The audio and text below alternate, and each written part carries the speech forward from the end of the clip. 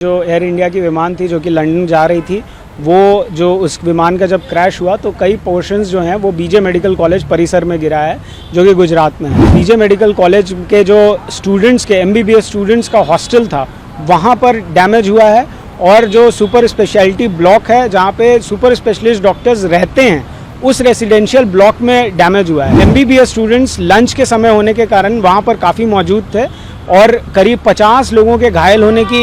खबर हमें आई है। 5 लोगों को अभी तक आइडेंटिफाई नहीं किया जा पाया है, तो उसके लिए हमें काफ़ी चिंता हो रही है। सुपर स्पेशलिटी ब्लॉक में जो लोग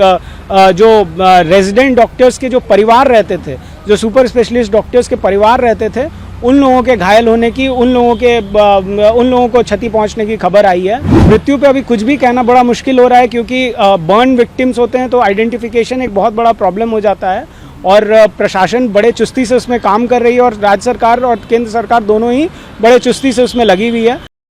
हमें ये पता चला है कि जो एयर इंडिया की विमान थी जो कि लंदन जा रही थी, वो जो उस विमान का जब क्रैश हुआ तो कई पोर्शंस जो हैं वो बीजे मेडिकल कॉलेज परिसर में गिरा है, जो कि गुजरात में है। बीजे मेडिकल कॉलेज के जो स्टूडेंट्स के एमबीबीएस स्टूडेंट्स का हॉस्टल था वहाँ पर डैमेज हुआ है, और जो सुपर स्पेशलिटी ब्लॉक है जहाँ पे सुपर स्पेशलिस्ट डॉक्टर्स रहते हैं उस रेसिडेंशियल ब्लॉक में डैमेज हुआ है। एमबीबीएस स्टूडेंट्स लंच के समय होने के कारण वहाँ पर काफ़ी मौजूद थे और करीब 50 लोगों के घायल होने की खबर हमें आई है, और करीब 5 लोगों को अभी तक आइडेंटिफाई नहीं किया जा पाया है, तो उसके लिए हमें काफ़ी चिंता हो रही है। इसके अलावा जो सुपर स्पेशलिटी ब्लॉक था, उस सुपर स्पेशलिटी ब्लॉक में जो लोग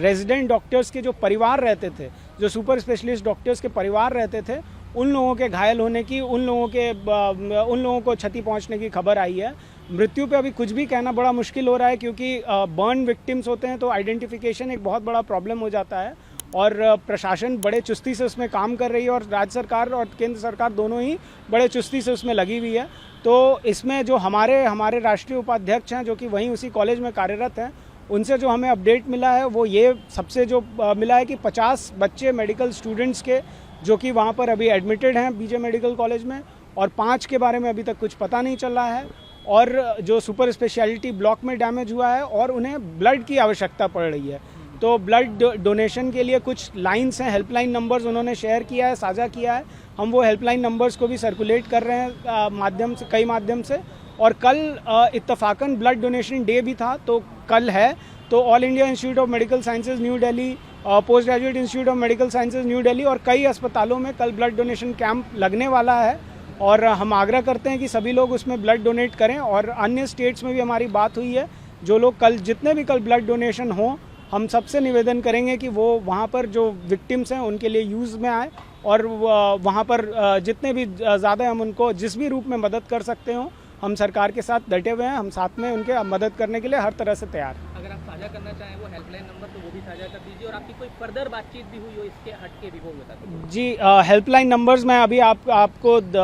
सर्कुलेट कर दूंगा, आप अपने चैनल के माध्यम से उसे ज़रूर आगे बढ़ाएं। और जो हमारी लेटेस्ट अपडेट यही मिल रही है कि काफ़ी पैनिक का माहौल है, और वहाँ पर जो डॉक्टर्स हैं वो सारे अभी इमरजेंसी में जाकर के ड्यूटी कर रहे हैं, और जो victims of the plane crash as well as the victims जो कि क्रैश के बाद जो हो रहा है, उन दोनों चीज़ों को वो लोग क्लोजली मॉनिटर कर रहे हैं, और इस पे हम उम्मीद करते हैं कि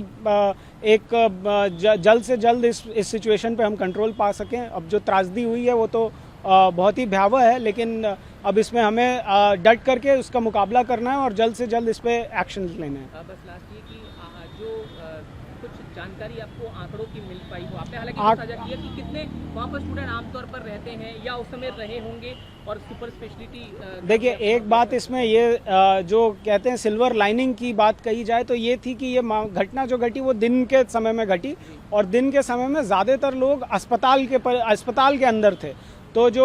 मेडिकल स्टूडेंट्स रहते हैं उनका लंच ब्रेक होता है, तो लंच ब्रेक वो यूजुअली हॉस्टल में जाकर के करते हैं, और जो सुपर स्पेशलिटी ब्लॉक के डॉक्टर्स रहते हैं वो अपना लंच उधर अस्पताल परिसर में ही कर लेते हैं, वो यूजुअली नहीं आते हैं अपने घर। तो इस वजह से जो नुकसान हुआ है वो कम हुआ है। यदि यही घटना शाम में हुई होती या फिर अस्पताल के अंदर में ऐसा कुछ घटना घटा होता तो ये और भी भयानक हो सकता था, और भी त्रासदीय था। और